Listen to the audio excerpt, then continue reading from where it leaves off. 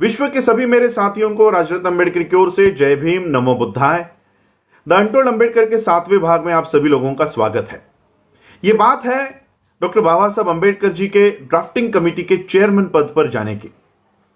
कई सारे लोगों को आज यह तक पता नहीं है कि बाबा साहब अंबेडकर भारत के देश की संविधान को लिखने के लिए ड्राफ्टिंग कमेटी के चेयरमैन पद पर कैसे गए।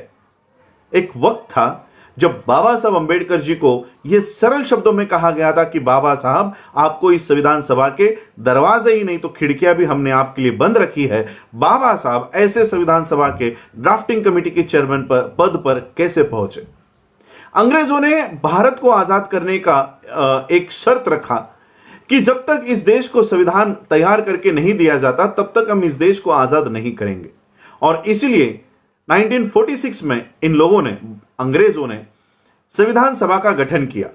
298 मेंबर्स की यह संविधान सभा, ये 298 मेंबर्स के लिए चुनाव होने वाले थे और चुनाव से जीतने वाले सदस्य ये भारत के संविधान को बनाने की प्रक्रिया में शामिल होने वाले थे। बाबा साहब को इस बात का पता चला। बाबा साहब ने बंबई से इस संविधान सभा में जाने की तैयारी की। जब बाबा साहब अंबेडकर बंबई से इस संविधान सभा में जाने की तैयारी कर रहे थे, तब गांधी और पटेल ने आकर बाबा साहब से कहा कि बाबा साहब, इस संविधान सभा के दरवाजे ही नहीं तो खिड़कियां भी हमने आपके लिए बंद रखी है, हम आपको इस संविधान सभा में आने ही नहीं देंगे। बाबा साहब व्यथित होकर यह सोच रहे थे कि किसी भी हालत में मुझे इस संविधान सभा में जाना चाहिए। अगर मैं इस संविधान सभा में नहीं गया तो इस देश के लोगों के लिए सुरक्षा कवच तैयार नहीं कर पाऊंगा। बाबा साहब की इस व्यथा को देखते हुए पश्चिम बंगाल में बैठे हुए जोगेंद्रनाथ मंडल, इन्होंने बाबा साहब को पश्चिम बंगाल में आमंत्रण दिया कि आप यहां आइए। और पश्चिम बंगाल के मुस्लिम लोगों ने और वहां की रविदास कम्युनिटी ने बाबा साहब अंबेडकर जी को वहां से चुनकर इस भारत देश के संविधान सभा में भेजा। 298 मेंबर्स की यह संविधान सभा 9 दिसंबर 1946 को इस संविधान सभा का कामकाज शुरू हुआ और पहले ही दिन का कामकाज इतना विवादास्पद है कि वहीं से झगड़े शुरू हो चुके थे। नेहरू ने कुछ मुद्दों के ऊपर वहां पर अपना प्रस्ताव सबमिट किया, उस संविधान सभा को दिया और संविधान सभा में कुछ मुद्दे पारित हो गए, लेकिन कुछ मुद्दों के ऊपर बहस छिड़ गई। कुछ मुद्दों के ऊपर बहस छिड़ गई और वो बहस इतनी तीखी बहस थी कि वो बहस झगड़ों में रूपांतर हो गया। डॉक्टर राजेंद्र प्रसाद इस संविधान सभा के चेयरमैन थे। 298 मेंबर्स को जब अपनी बात रखने का मौका मिलता तो 2 दिन के बाद और केवल 5 मिनट के लिए वो मौका उनको दिया जाता था। जब यह पूरा बहस चल रही थी, पूरा झगड़े चल रहे थे, संविधान सभा में ये झगड़े चल रहे थे, तब डॉक्टर राजेंद्र प्रसाद इन्होंने बाबा साहब से कहा कि बाबा साहब, आप उठिए और आप अपनी बात रखिए। बाबा साहब ने देखा कि इतनी बहस चल रही है, इस बहस में मुझे कौन सुनने वाला है, मेरी आवाज तो इस बहस में दब जाएगी।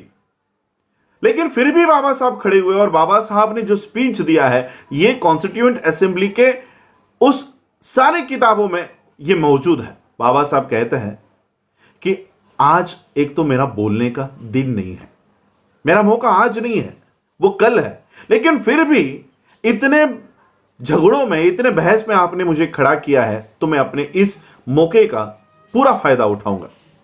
5 मिनट का समय बाबा साहब को दिया गया था और जैसे ही बाबा साहब ने अपनी बातों को रखना शुरू कर दिया, जो सभागृह शोर कर रहा था कुछ ही क्षणों में शांत हो गया और बाबा साहब क्या कह रहे हैं इसकी ओर कान देकर सुनने लग गया।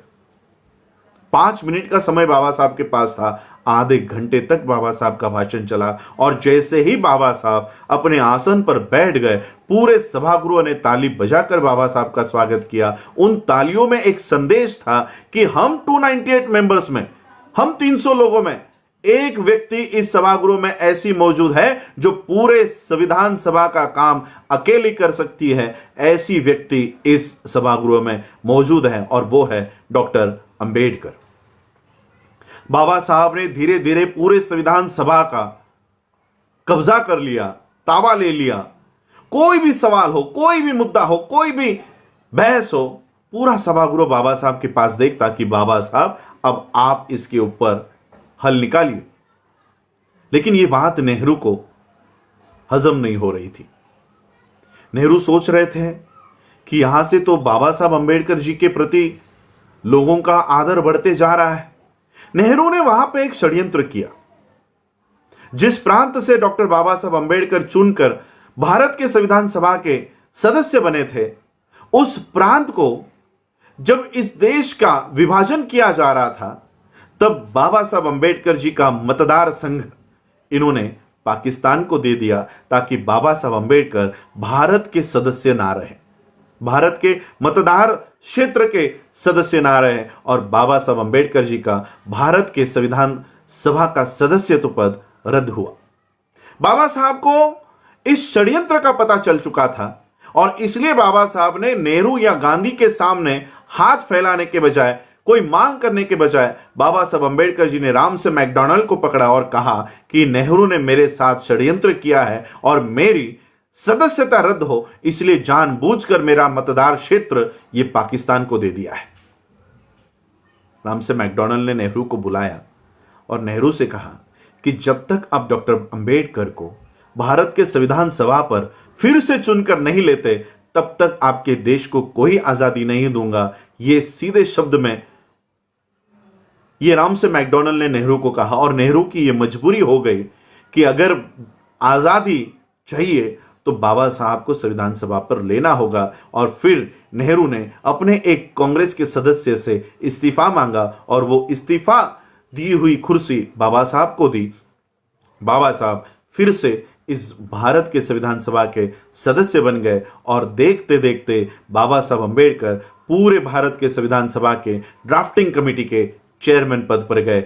2 साल 11 महीने 18 दिन तक लगातार बाबा साहब अंबेडकर जी ने एक एक आर्टिकल को 15-15 दिन व्यतीत करते हुए, बिताते हुए इस देश का ही नहीं, भारत के देश का ही नहीं, विश्व का गौरवशाली संविधान बाबा साहब अंबेडकर जी ने 26 नवंबर 1949 को डॉक्टर राजेंद्र प्रसाद इनको सौंप दिया, और भारत को विश्व का गौरवशाली संविधान प्राप्त हुआ।